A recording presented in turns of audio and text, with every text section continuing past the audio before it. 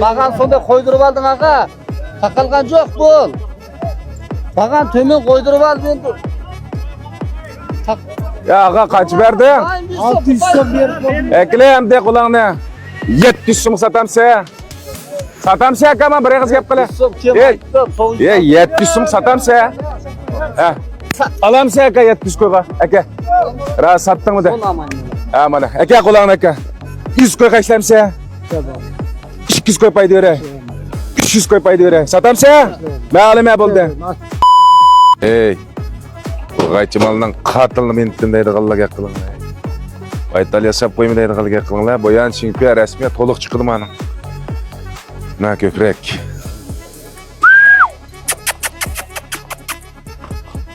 Yaxşı mal ne? Bilmevat sılcuma. Yaxşı malını bilmevat sılcuma valla. Mana. Kıram hani. Baytal yasap koyduğun bolsan, karamet tuğdum av. Kaşqa. Köz manın közleri kara kökreklerge ha. At tonuyma deydiğinin asan mana pütse manın. Gap qila qil Muratga.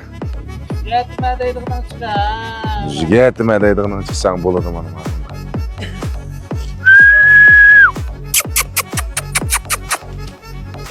Muşu malını bak emas, bakkan diken.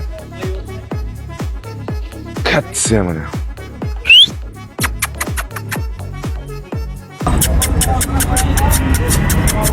Arama beni sabır.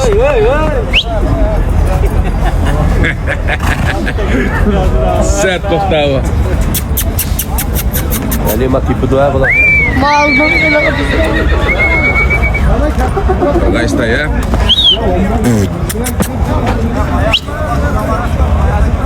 Mana.